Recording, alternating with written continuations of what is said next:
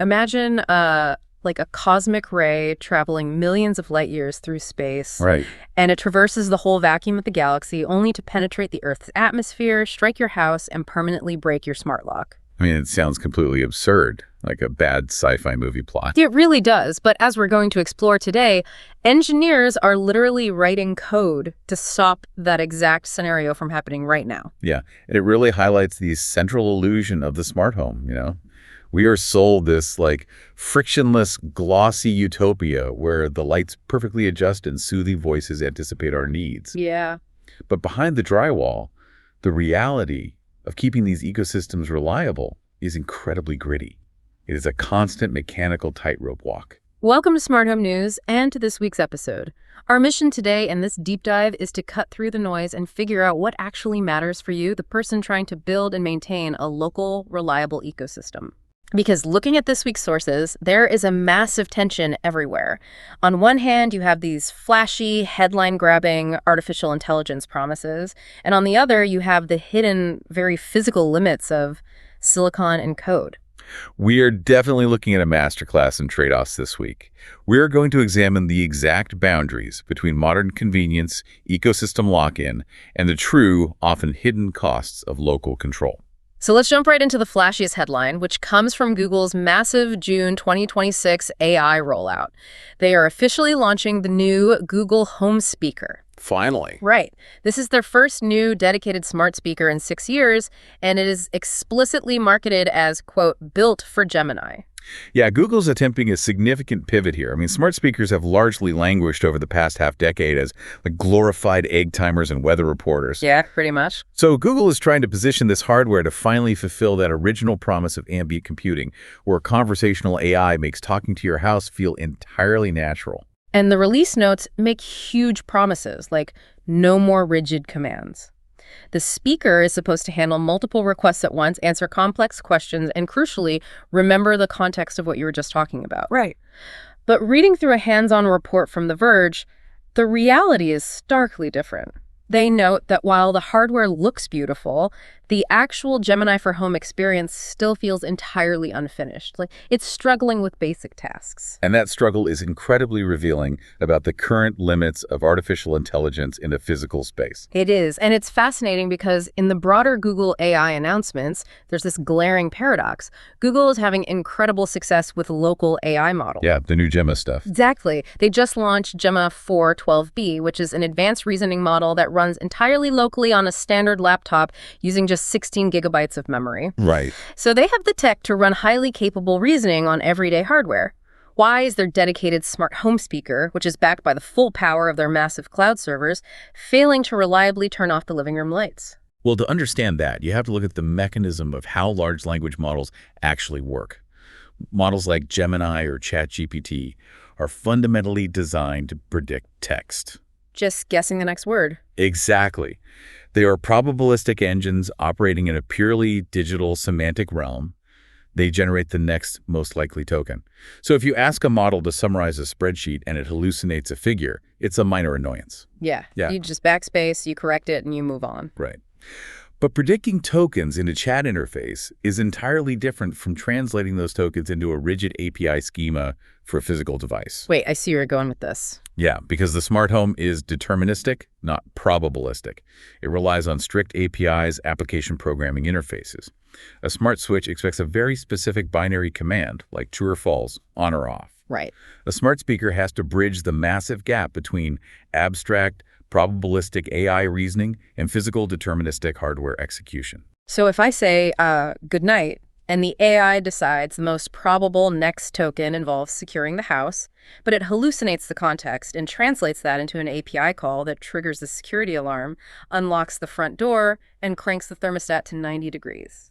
Yeah, that isn't just a typo. No. The stakes in a physical environment mean our tolerance for error is essentially zero. And that is the exact hurdle Google is hitting. Bolting complex, probabilistic AI onto a smart home infrastructure that demands absolute precision is exceptionally difficult. It's oil and water. Truly, translating natural language into flawless physical state changes without error every single time.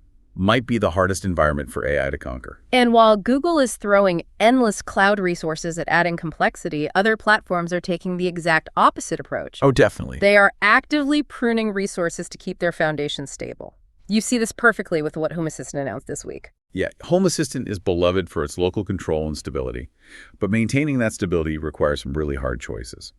Starting with version 2026.8.0, the Home Assistant companion app is officially dropping support for Apple's iOS 15, watchOS 8, and macOS 11. Wow. Yeah, the last supported release for those systems will be 2026.7.1. So less than 1% of their user base is actually on these older operating systems.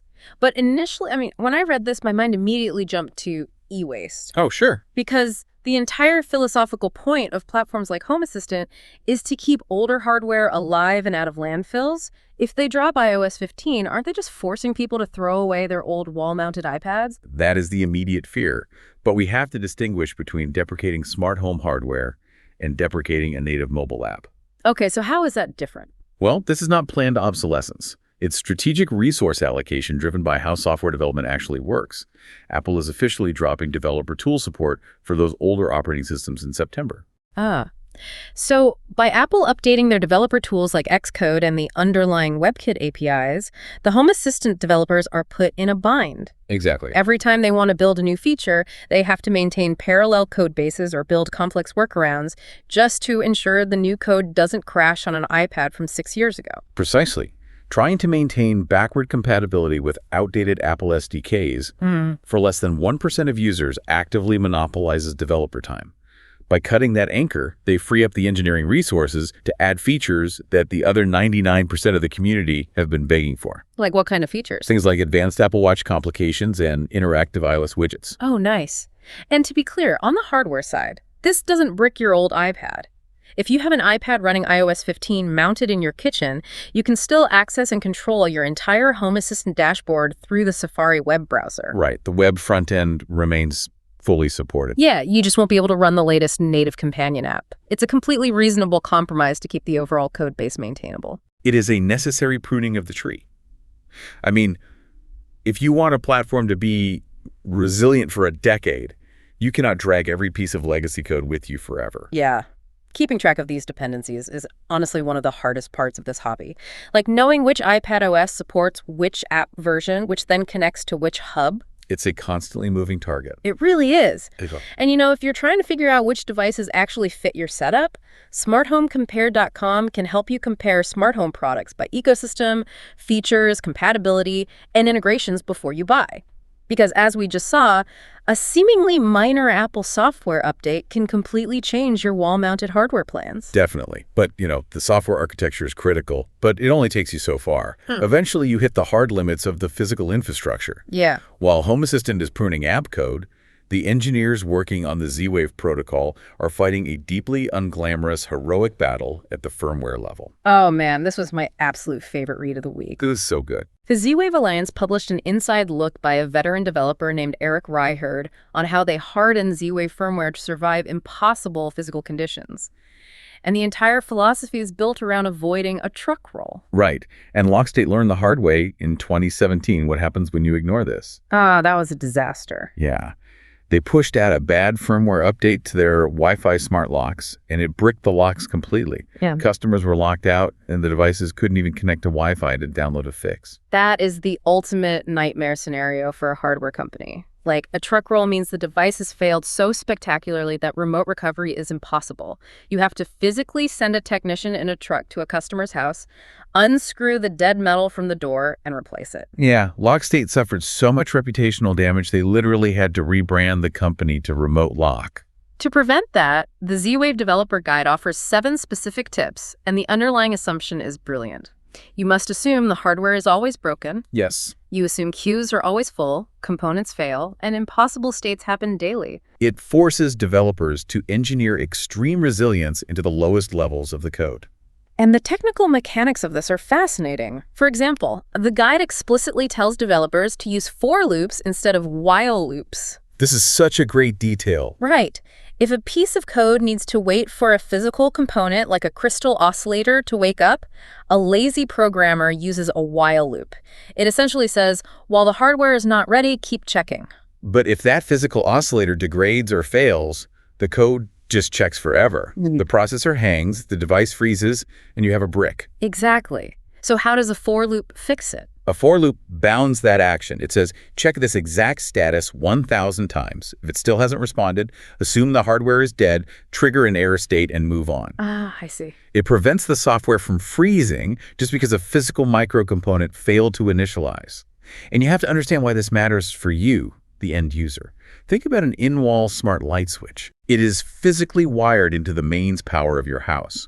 If a cheap, poorly coded Wi-Fi switch with a while loop freezes, you can't just unplug it. You have to walk down to your basement and flip the breaker for your entire living room to force a hard reboot. Which brings us back to the cosmic rays. Yes. Because it's not just degrading hardware that causes these impossible states. You can have a single event upset. A highly energized particle from space can travel through the atmosphere, strike the SRAM, the static random access memory inside your smart lock's microchip, and literally flip a bit from a 0 to a 1. Right. The memory becomes instantly corrupted. It sounds incredibly rare, but when you have millions of devices deployed globally running 24 hours a day for years, these impossible cosmic bit flips become a statistical certainty. And the way Z-Wave developers combat this is so clever. To recover from corrupted memory, they build in a silent 24-hour hardware timer. If the device's logic realizes it hasn't successfully communicated with the main controller hub in a full 24-hour cycle, it assumes its memory is corrupted and triggers an automatic internal reboot. It flushes the RAM, restarts the stack, and reconnects to the network. And the homeowner never even knows the glitch happened. Exactly. That is the invisible value of certified, purpose-built protocols. A well-engineered Z-Wave device absorbs the blow of a cosmic ray and recovers silently. A poorly engineered device stays bricked until you rip it out of the wall. But clever software tricks can only take you so far. Eventually, you hit the hard limits of the physical silicon itself. And as we are seeing in our final story this week, that silicon is getting incredibly expensive. This brings all our themes together perfectly honestly. Local control, AI processing, and hardware costs. We have breaking news about Matic, which manufactures one of the most advanced, highly regarded robot vacuums currently on the market. Reviewers at The Verge absolutely rave about the Matic. It navigates in a remarkably human-like way. But Matic just announced they are raising the price of their vacuum by $250 starting September 9th. Wow. Yeah, it is jumping from $1,245 to $1,495. And the reason they provide it is staggering. They stated that the cost of internal hardware components, specifically memory, has increased tenfold. To understand why a vacuum cleaner requires so much memory that a component price hike shifts the retail price by $250, right, you have to look at the mechanism of how Matic operates. Right. The vast majority of robot vacuums on the market use cameras and sensors for VSLAM, visual simultaneous localization, and mapping. They map your floor plan and identify obstacles, but they don't have the onboard processing power to handle that data. So they just send it all to the cloud. Exactly. They stream your home's layout and often actual video feeds up to AWS or another cloud server to be processed. Yeah, but Matic absolutely refuses to do that. It operates entirely offline. It stores the massive VSLAM maps locally on the device. It processes the camera feeds locally using onboard AI to identify, like a stray shoe versus a pet mess. Right. It doesn't use the cloud for any of its core navigation. But holding those complex maps in active memory and processing visual AI data locally requires vast amounts of RAM. And this exposes the fundamental economic reality of the smart home industry. For years, consumers have been subsidized by data harvesting. Oh, absolutely. When you buy a cheap smart camera or a budget robot vacuum, the hardware is inexpensive because you are paying with your home's telemetry data. The heavy computing happens on corporate servers. Right. So Matic's price hike isn't just corporate greed. It is the literal physical cost of local privacy. If you want a device that guarantees it won't send a mapped layout of your bedrooms to a cloud server, you have to buy the raw silicon required to process that data in your living room. Exactly. It forces a harsh realization. True privacy in the smart home requires high-end computing components, and those components are subject to global supply chain economics. The contrast in the market right now is just wildly absurd. In the exact same week that Matic announces a $1,500 offline robot vacuum, iRobot, the company that essentially invented the robotic vacuum category with a Roomba, announced their new product. This is so funny. It is the Roomba Electro Plus. It costs $399, and it isn't a robot. It is literally a manual stick vacuum. And it is a 5-in-1 manual hard floor cleaner. You have to push it yourself. Yeah. The pioneering robotics company is pivoting to selling a manual mop. And just to cap off the surreal nature of the smart home market this week, The Verge also reviewed the sourdough sidekick from King Arthur. Oh, gosh. It is a dedicated countertop smart gadget that automatically feeds your sourdough yeast starter on a schedule. So we have a market producing a highly engineered $1,500 vacuum that refuses to use the internet, a robotics company selling a push mop, and a smart home appliance exclusively designed for yeast. It is completely fragmented, and it perfectly encapsulates the core lesson of this week's deep dive. Building a functional, reliable smart home right now requires navigating massive, unavoidable trade-offs. Yeah. You see Google struggling to force probabilistic AI into deterministic physical spaces.